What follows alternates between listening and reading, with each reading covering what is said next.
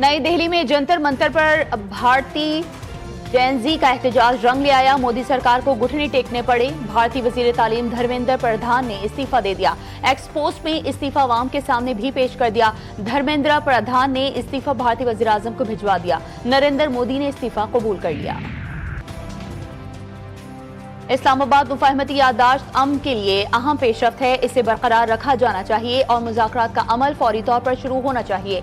चीन का मशरिक़ वस्ता में बढ़ती कशीदगी पर तशवीश का इजहार। किर्गिज़स्तान में शंघाई SCO वज़ीर ख़ारजा इजलास के मौके पर चीनी वज़ीर ख़ारजा की ईरानी हम मनसब से मुलाकात के दौरान गुफ्तगू। कहा कि चीन पाकिस्तान और दीगर ममालिक के साथ की हिमायत जारी रखेगा।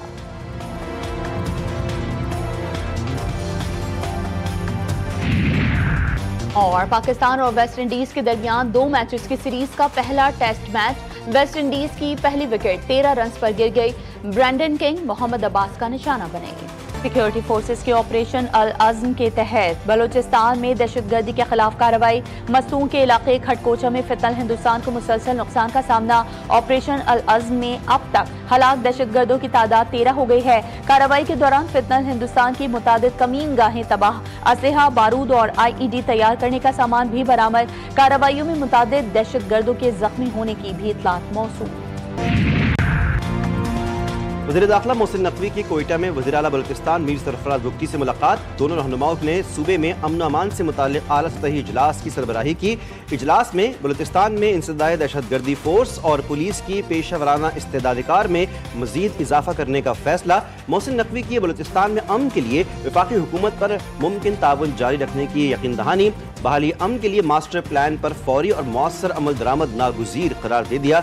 वज़ीर आला बलूचिस्तान ने वाज़ेह किया, दहशतगर्दी के खिलाफ जंग में किसी दबाव में नहीं आएंगे। रियासत की रिट हर कीमत पर कायम रखी जाएगी।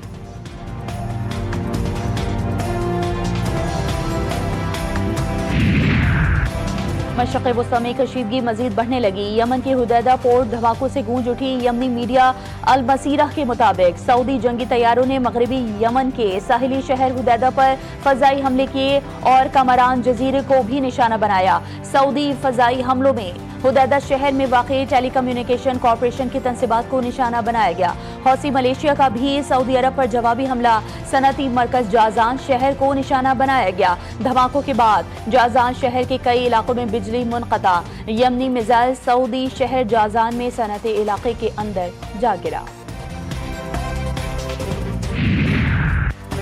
अमेरिका ने खलीज ओमान में नाकाबंदी तोड़ने की कोशिश करने वाले बहरी जहाज को नाकारा बना दिया। अमेरिकी फौज के मुताबिक जहाज ने 4 मरतबा नाकाबंदी तोड़ने की कोशिश की थी। अमेरिकी फौज ने मजीद 12 जहाजों का रुख भी मोड़ दिया। अमेरिका ने टैंकर को ये समझकर निशाना बनाया कि वो ईरानी गैस लेकर जा रहा है। हमले में अमले के 2 अरकान मारे गए। बहिर अहमर में भी सऊदी जहाज को मामूली नुकसान पहुंचा, ताहम जहाज ने अपना सफर जारी रखा। महंगाई के बोझ तले दबे अवाम के लिए मजीद मुश्किल। रोजाना की बुनियाद पर पेट्रोल महंगा। आज मजीद 3 रुपए 66 पैसे फी लीटर बढ़ गए। डीजल की कीमत में 4 रुपए 80 पैसे फी लीटर इजाफा। पेट्रोल की कीमत 331 रुपए 52 पैसे हो गई और डीजल की कीमत 383 रुपए 46 पैसे फी लीटर हो गई। 5 दिन में डीजल की कीमत में 29 रुपए और पेट्रोल 19 रुपए महंगा हो चुका है।